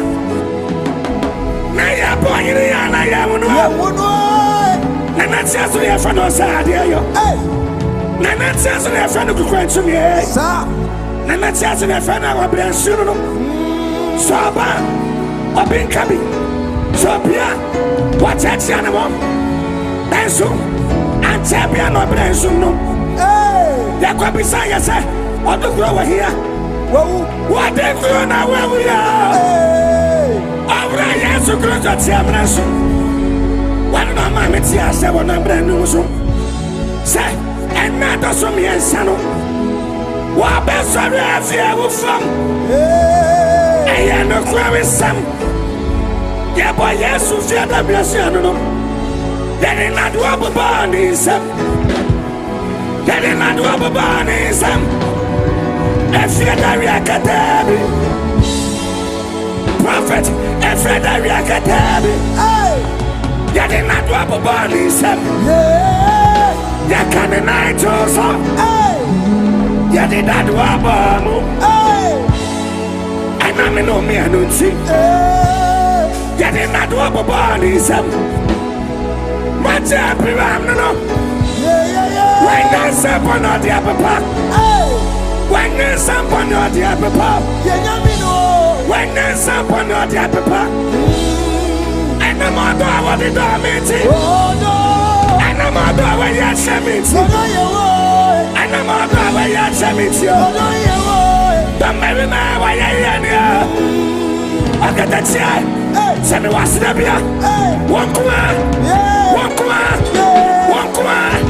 One coin. One coin. What if what? Why somebody has to worship? I want to take you to 5 years ago. When you go to your drawer, you have only 2 shirts and 1 trouser and 1 slippers and 1 shoe. By now, 2019, when you open your drawer, you don't know which one to wear it. You don't know which one to take it for. You don't know which one.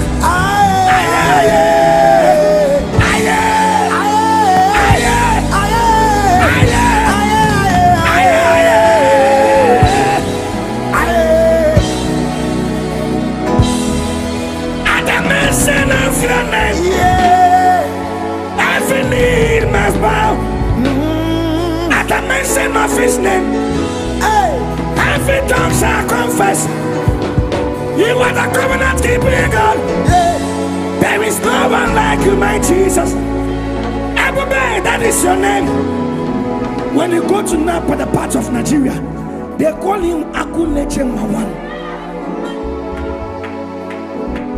When you enter Nigeria, before the plane will land to the capital town, they call Jesus Oyiki Yiki.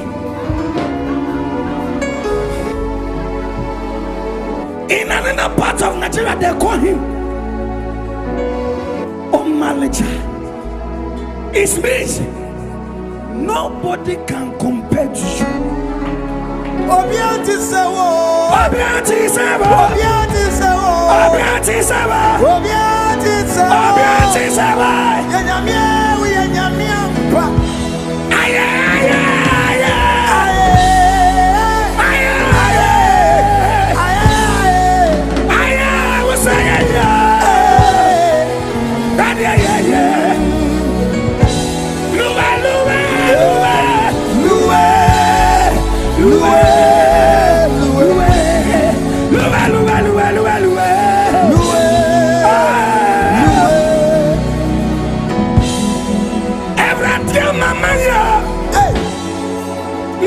What is here? What cemetery me katabuwa? What in the person from mama? What mama kuma sema? Kesema tanfu enyewu. Every summer I'm metsiasi. Nina siana metina. Namatu metafu wanyosa.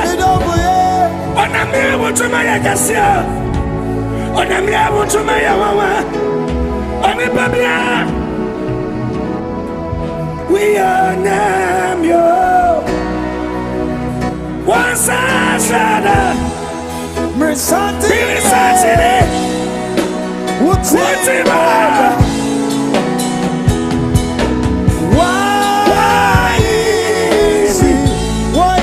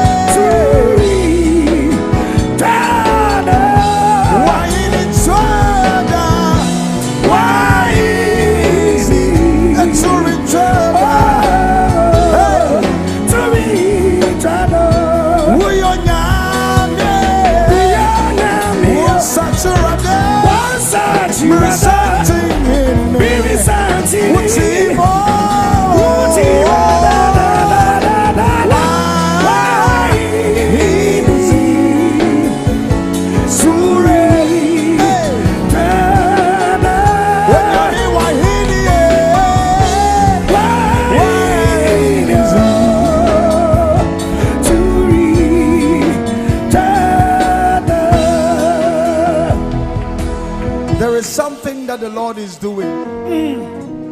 You know, sometimes when you meet a worshiper, there is something they always remember. Mekosu masumu wono kwa rimu minimsa mechuma eri nyekwa mekosu namasumbo wono kwa rimu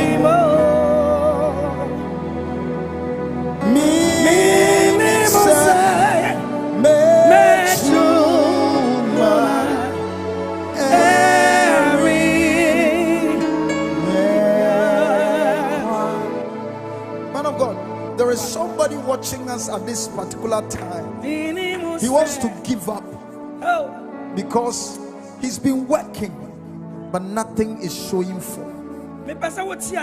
Don't give up. Man of God, I was going to church at Nungwa. From Adenta to Nungwa. There is no money in my pocket. From Adenta to Nungwa, I need to walk to church and go and play keyboard. Jesus. No 10 peso, no 2 peso. From Kajano to Tema. You walk and you come back. I walk. When I go to the church, I sit on keyboard. All my dress. I didn't have for. I walk on now. What to me say? Me say. Mechuma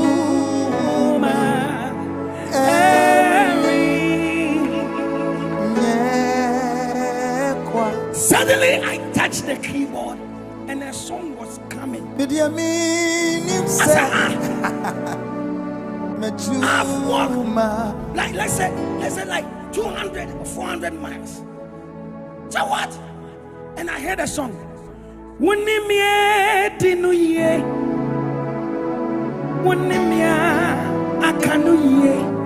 Upon all the problems, upon all the walking, Mami.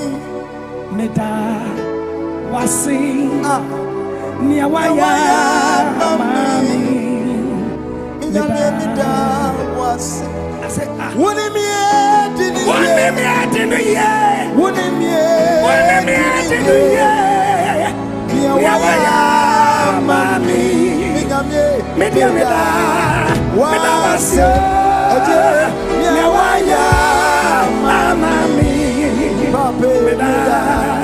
once there is no true CD in my pocket, I was playing the keyboards. Menyan coupon city. Nia make a chenya me say nia waya mami. Meta was some nanti and answer meta was some contain me. Meta was some makam pommy. Naminanti from Adenta to Numba. And the same night, I've never seen $1,000 in my life. The same night I didn't have 2 CD. Somebody gave me a gift. He said, today you play powerful keyboards. Take. When I opened the envelope, it was $1,000. Osofo, who win your $1,000? Meto enyumbi. Insuro ninyame edi obefem. Nechi dise obeya maho. Mensuro ninyame di obefem. Nechi dise obeya maho. So for me to nyum nyina wie ye no. Ya ma me hwe. Jesus. Esa fa fom bio. Ekofi. Ekodru fie na ma me so ye kwadwofo dodo. Kopa adwuma ye.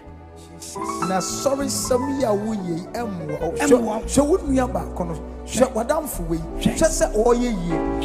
Na nyame ama me nyum. Enso na ye.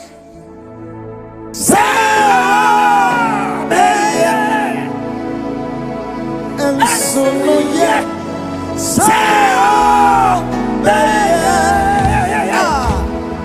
Baby,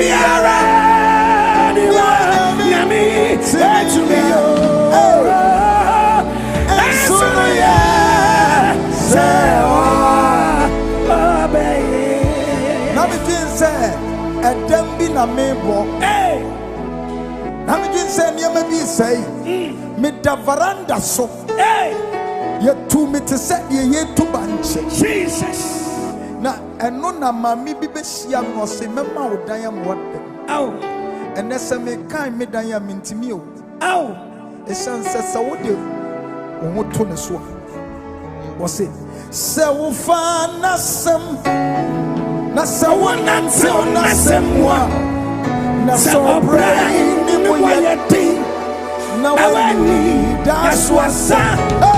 Oh baby, yeah, Jesus no. Oh baby, oh me baby, amanesi.